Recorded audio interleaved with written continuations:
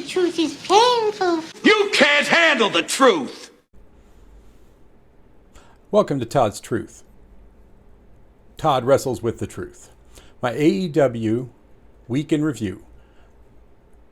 This night was an incredible night of Dynamite. Great matches all around. One of the best episodes of Dynamite ever, I think. Just so many awesome things happened on this night. Starting with Brian Cage taking on the undefeated Hangman Page. Now this match was going to be awesome. You just know, because Brian Cage is great. Hangman Page is great. But I didn't see what was going to happen in this match coming, which was crazy. It started off by, I think it kind of cheapens Brian Cage's win because he attacked Hangman from behind with the belt, the FTW Championship, hit him in the back of the head. Then all of Team Taz came out and they all started beating him down till the Dark Order ran out to save him. But they didn't save him because a bunch of referees came out, cut them off, allowing Brian Cage to pick up Hangman and powerbomb him on the stage. All of this before the match has even begun. Then they get back in the ring. They ring the bell to start it, which I thought this match should never have been started after that beatdown. And Hangman just could not recover. Every time he started to get a little bit of offense, Brian Cage just beat him down. And it was, I didn't see any of this coming. This was incredible. But Hangman went for the buckshot lariat. Brian Cage dodged it and dropped him again. And then he got him with a power bomb. Then he held the power bomb, picked him up, buckle bombed him into the corner, and then got him like 3 moves in a row here, and then got him for his finishing move and pinned Hangman Page. I'm still in shock about this because Hangman hadn't been beat by anybody. He was undefeated. Number 1 contender for the World Championship, and then Brian Cage comes out and beats him, even with this beatdown and all the stuff that happened at the beginning, which I don't think the match should have taken place, but they did. So Brian Cage has the win over Hangman. And the only thing I can think of here that could be happening is that could give him a title shot at Omega. And Omega's current gimmick is the title collector. And if you look on Brian Cage's shoulder there, he has the FTW Championship. Could this be leading up to Omega beating Cage and taking that belt as well and adding it to the 4 belts he already holds? Yeah, we'll see, because that's all I can think of the reason that they would do this. And they wanted to keep Hangman away from Omega for now because of the whole belt collector gimmick. So they're going to run that for a while. And I think it would probably be Hangman is probably going to take the AEW title off of him. But they don't want to do it right now. So they had to have him take this loss. But I think that it's going to be that title that Brian Cage is holding. Maybe what's going to set it up to Omega adding that to his list of titles. So again, great match. Shock ending for everybody. I haven't heard any one person going, yeah, I saw that coming. I saw Brian Cage going to win. No, everybody's like, holy crap. What? Brian Cage won? How? What? So that's going to be, so that was interesting. That was a good way to start the show. I mean, wow. I mean, what a way to kick off the show is like a surprise like that. Next match of the night was the Young Bucks, or should we say the new Young Bucks, or the old Young Bucks, however you want to say it. The asshole Young Bucks, whichever way you want to go, versus Matt and Mike Seidel. If the Seidel brothers could get the win, they would get a world shot at the tag team titles. So, yeah, great match. The Young Bucks were being dicks like their new persona is. And at one point, Matt actually dropped down in the splits and, well, how to say it, nut punched Mike Seidel. Just on camera. Of course, the referee's back was turned because, their backs are always turned because they're blind as bats. they have no peripheral vision, and just, nut punched him. And then look at the camera and went, oh, like this, like, oh, did I do that? And then the Young Bucks got the win off that with a finishing move after poor Mike Seidel got nut punched. So, yeah, the Young Bucks get the win. And in a great match. These four wow. These four are great together. The moves that they can do, the moves that they can pull off, the four of these guys is amazing. Another great match. 2 for 2 on the night so far. The next match was Penta versus Orange Cassidy. And this had been built up, which a lot of people don't understand if they don't watch Dark Elevation and Dark, which a lot of these so-called fans don't, but they call themselves AEW fans. They're not. That this had been built up on those things over the last few weeks between Best Friends and the Lucha Brothers. So, yeah, it's been at least a few weeks now. And this all ended the other night, I think, on Dark, when Penta actually super kicked Cassidy in the face. That set up this match coming up for tonight. So, another great match. Penta being, dick like he normally is. And Cassidy doing moves that without his hands, which I still don't understand how he did that. He did a armbar. He did a flip over without using his hands, an arm drag flip on Penta without using his hands. His hands were in his pockets. He hooked him somehow, and he did it so quickly I couldn't see how he did it, but he did it and flipped him over. And even the announcer was like, "Did he just do that without his hands? How did he do that?" And it was great, another great match. But Penta and Alex there tried to cheat. Distraction. He tried to get him with a distraction finish. Trent, on the other hand, he was outside. Alex dropped the microphone he was holding. Trent grabbed it, nonchalantly kind of walked over. The referee's back was turned, trying to get Alex out of the ring. He threw the microphone to Orange Cassidy, and Orange Cassidy did his orange punch, which is a Superman punch, holding the microphone right in Penta's face. And that got Orange Cassidy the win. Another great match. 3 for 3 on the night so far. And then came the Parlay.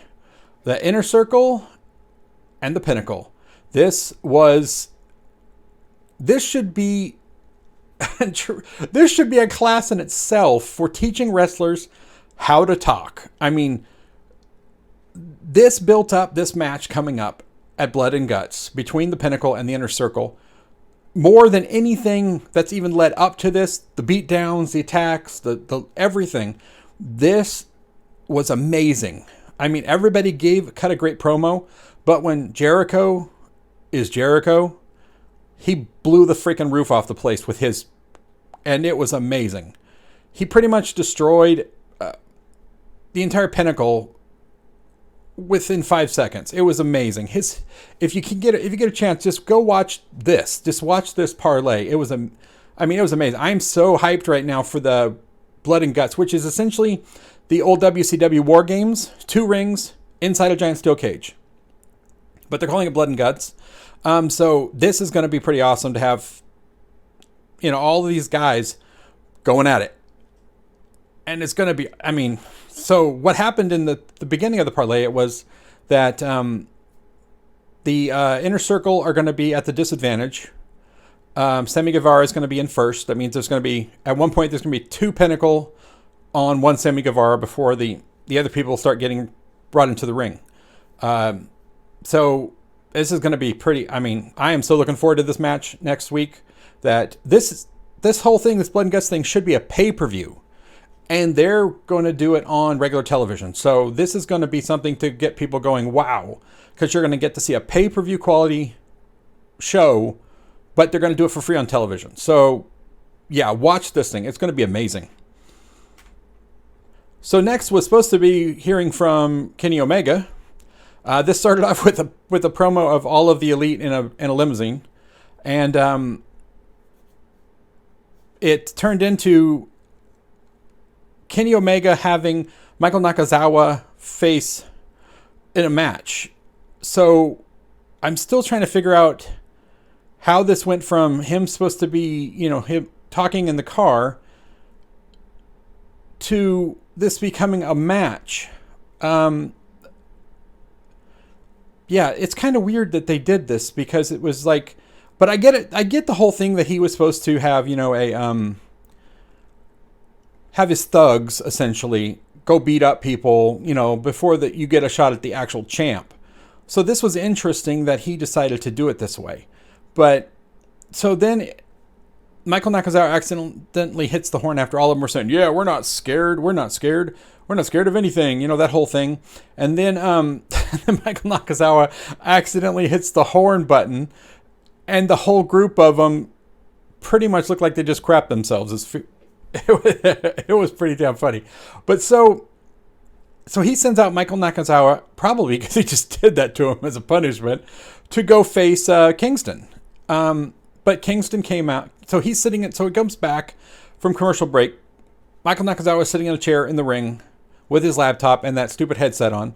And Kingston comes out and he starts yelling, I'm not doing this sports entertainment crap. Get out of the ring. Get out. And he's yelling for Kenny Omega to get his butt out there. Well, Kenny Omega came out and he said, no, this is not how this works. You don't just come out and demand the champion, comes out. You have to go through my thugs. And he said, that's why you're going to face Nakazawa. So, and as he said that, Nakazawa snuck up behind Kingston, bashed him over the head and back with the laptop he was holding, which, that's a bad thing to do with a laptop. And, yeah, that lasted all of a few minutes, and pretty much, Kingston beat the crap out of Nakazawa. He grabbed the chair that he was sitting in, put it around his ankle, and told Kenny Omega that he's going to break his ankle if he didn't get in the ring or give him what he wanted. And he said, at first he started to act like he was like, oh, no, not Michael. Oh, not Nakazawa. Oh, my friend. And then he goes, oh, well, do it. He knew what the consequences could be of this. He knows what he signed up for. So, and so he goes, but I have other goons too. You think he's the only goon? And he called for Brian Cutler to come out, and Brian Cutler flew out of the tunnel onto the ground in front of him, and Kenny Omega looked down and goes, oh crap. And then out from behind, clubbing him in the back of the head, was Jon Moxley. So they beat him up. They threw him in the ring. They beat him up some more. Jon Moxley put on his chokehold on him. And then they put the chair around Kenny Omega's ankle and said they're going to break his ankle. And if they don't get what they want. And Don Callis was finally, all right, anything. Don't break his ankle. Don't break the champ's ankle. And I would have went, okay, I want a title shot. Let's go. Moxley a title shot, or Kingston a title shot. But instead, Moxley goes, we want a tag team match next week at Blood and Guts with Kenny Omega and Nakazawa against us.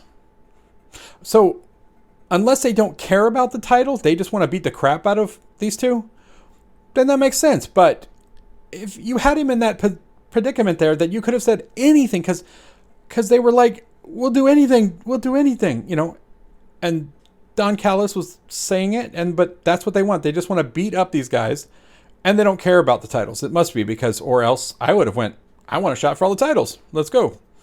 Because, hell, give Moxley back the titles. I mean, he could take all the titles. He already has the IWGP US title, so he could have been a belt collector as well. But so we've got this one going on next week.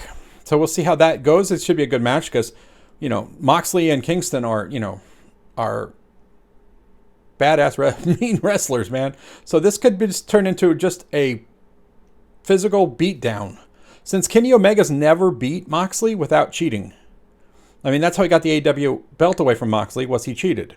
So, yeah, this could just be another bad beatdown of the champ, Kenny Omega, and Nakazawa is going to be collateral damage as well for this fight. So the next match on the night was Chris Statlander with Orange Cassidy in her corner, and Penelope Ford with Kip Sabian in her corner. This was a great match too. These are two good women wrestlers. We already know Penelope Ford is awesome. She's been awesome for a long time as a wrestler. Chris Statlander, newer wrestler coming in. She's really, really, progressing as a wrestler. I mean, this match showed she's gotten a lot better since the last time I saw her before she got hurt. So I don't know if she worked out a lot, perfecting wrestling when she was hurt and during her recovery, but she's got to be a lot better wrestler. I still think her new makeup thing is kind of funny because she's She went from being the alien with whatever that other face paint was that she had and go around and booping people on the nose. She's still doing that, but now the new face paint she's using and the contact, she's going for the look from the old TV show called V, where the aliens came to Earth and they were lizard men pretending to be humans. They had like a mask or makeup on that made them look like they were humans.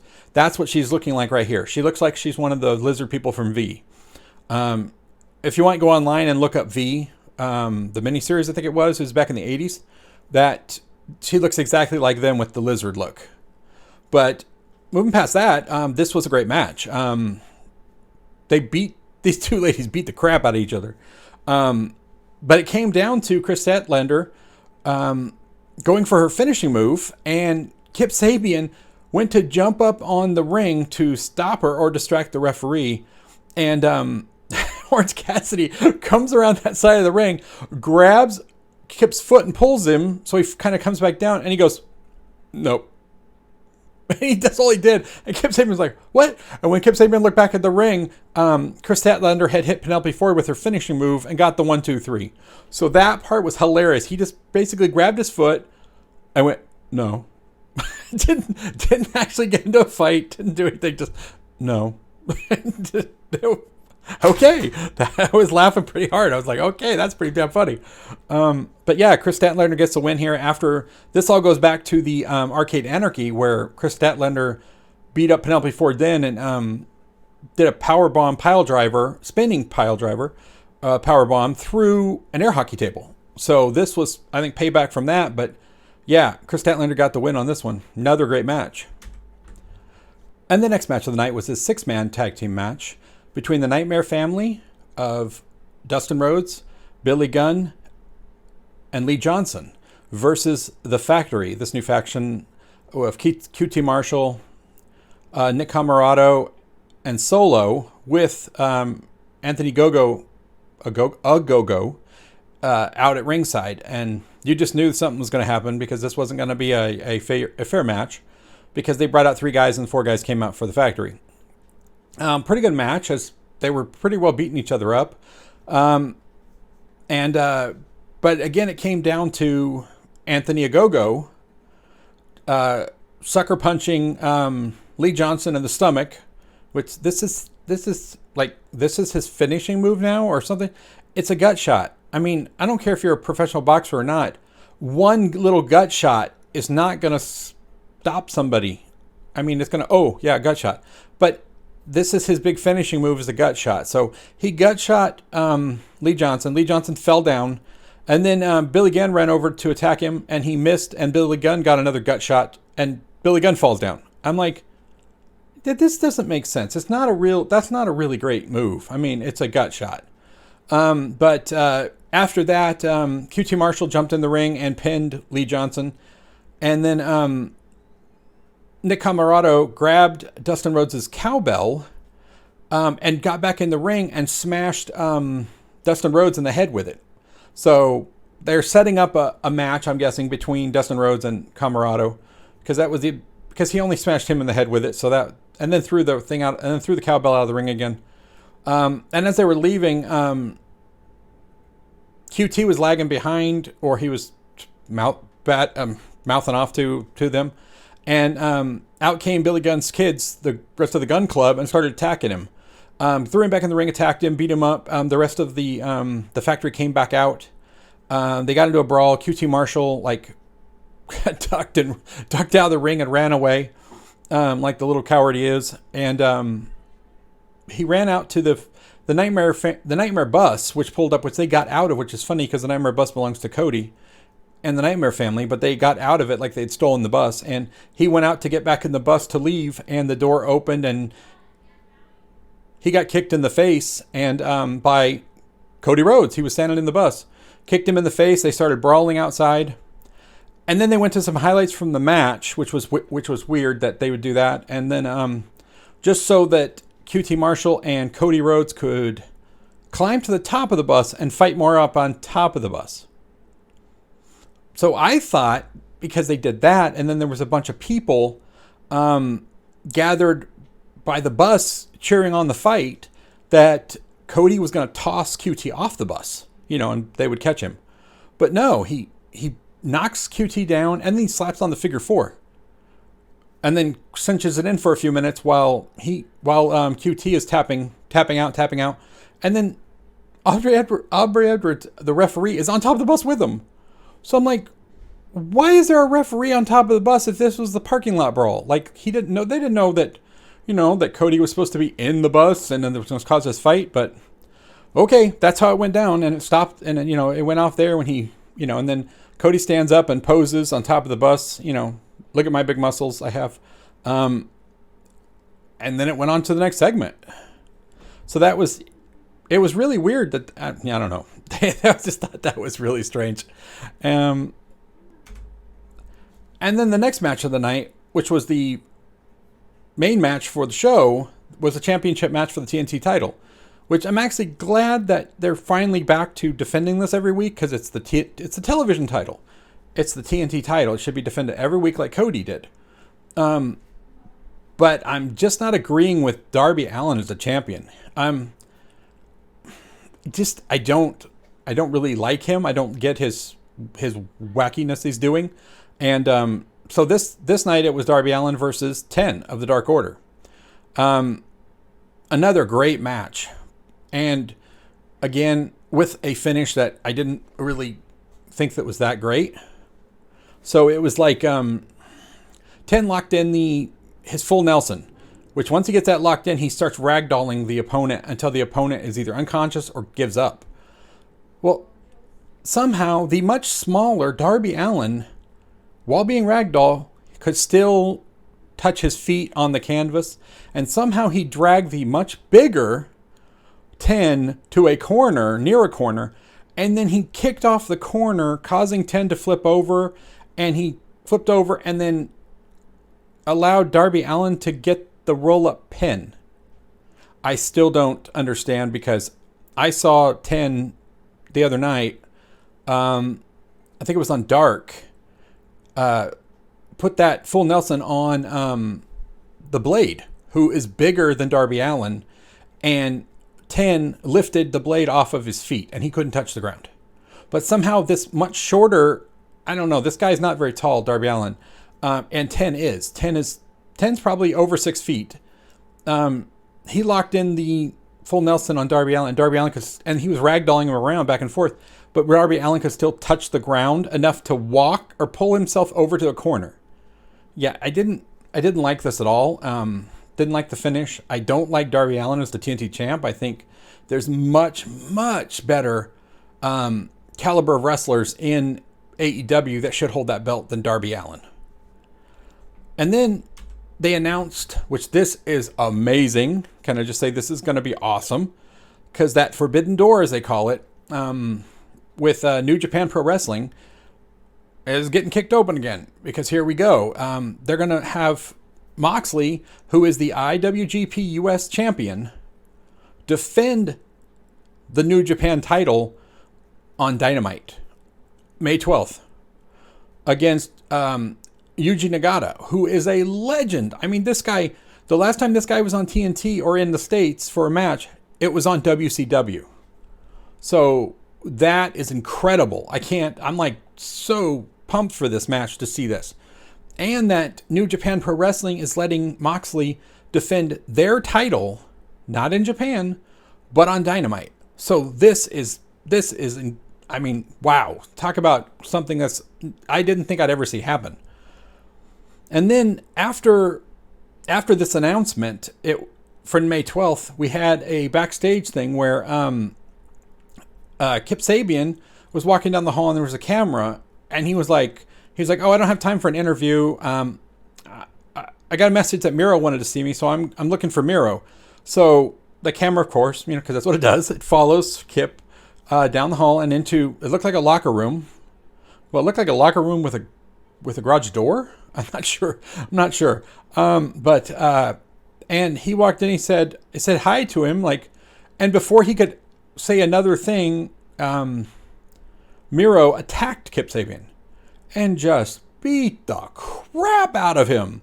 I mean, he chucked him into this metal garage door several times, took him face first, shoved him into these metal lockers several times, I mean, 1, 2, like 3 times into these metal lockers. Then he grabbed him and started punching him in the face while his head was banging on the metal lockers. And then he grabbed his hand and said, "It's time to pay." Like, you just didn't beat the crap out of him, make him pay already. And then he put his hand in a door, which those doors, those arenas, those big steel doors, regular door, but it's those big steel ones. Well, he slammed his hand in the door. And then while he's screaming that he just got, because he just got his hand slammed in a metal door, Miro grabbed him and he said that he forgives him. "I forgive you. I forgive you." I'm sorry. You just literally beat the shit out of him and you forgive him for what? I don't know. And then Miro got up and left. I'm like, this dude's nuttier than a fruitcake. I'm like, what is going on here? So, I mean, cuckoo, man. Cuckoo for Cocoa Puffs happening here. So I don't know what that was or what he was doing, but that was crazy. But he sure beat the crap out of Kip Sabian, that's for sure. And then we had the announcements for next week. This is the promo that they put up for next week's Blood and Guts, which, as I was saying earlier, it was I would say this is a pay-per-view quality event that's going to take place. And they're doing it for free on TNT for Dynamite, which is crazy. I mean, they've done it before, but this match literally, this should be a pay-per-view match because of the quality of what it's going to be. This is going to be, I mean, a War Games match on television, not on pay-per-view, is crazy because this could easily be a huge pay-per-view. So you've got, now after that beatdown earlier, you got Cody Rhodes is going to take on QT Marshall, which is going to be a good one. Now that Cody is pissed off, and before he didn't want to actually hurt or fight QT because he was like, we're best friends. But he didn't know that QT was going to turn on him and make the factory and beat the crap out of him and all that stuff. So this will be a good one too. So Blood and Guts is going to be a good one for this because it's going to be a lot of blood and guts. And then you have the actual match, two rings, steel cage all the way around, essentially War Games. It's going to be the old War Games thing, but with Pinnacle and the Inner Circle, this is going to be brutal. This is going to be, I predict a lot of blood. For Blood and Guts, I predict you're going to see a lot of blood in this match because these two teams are probably going to go pretty close to killing each other if they can, without, actually killing somebody and going to prison. But this is going to be a good beatdown. Then you've got what we talked about earlier. You got Kenny Omega and Nakazawa against Jon Moxley and Eddie Kingston. This, again, I think is just going to be a brawl. There's not going to be any wrestling. I think this is just going to be a badass brawl because Moxley and Kingston obviously don't care about the titles. They just want to beat the crap out of Kenny Omega and anybody around him. And then this was announced, which this is going to be awesome. I can't wait to see this. So you've got a 4-way tag team elimination match. So the winner of this match is going to be the next team to get a title shot at the Young Bucks. So you've got SCU, Jurassic Express, Varsity Blondes, and the Acclaimed. So I think SCU is going to win this because they are undefeated right now, and they have a stipulation that if they lose a match, they are no longer a team, and SCU breaks up. So I don't think they're going to break up SCU. I think SCU is going to win this because, Varsity Blondes, pretty rookie-ish. The Acclaimed are rookies. Jurassic Express, I think, is the only one here that would is going to really put up a fight to SCU because they've got a little more experience. At least they'll do a better job. I think the Varsity Blondes and Acclaimed are just going to get beat on by these other two teams, and then it's going to come down to SCU and Jurassic Express, and then SCU is going to win. So, yeah, next week, Blood and Guts. It's going to be amazing on Dynamite. You got to watch it because, like I said, this is going to be pay-per-view quality for free on TV. Well, that was another episode of AEW Dynamite on Wednesday night. So check out next week because it's going to be awesome with Blood and Guts. If you enjoyed this review video, please like, share, and subscribe, and I'll see you in the next video.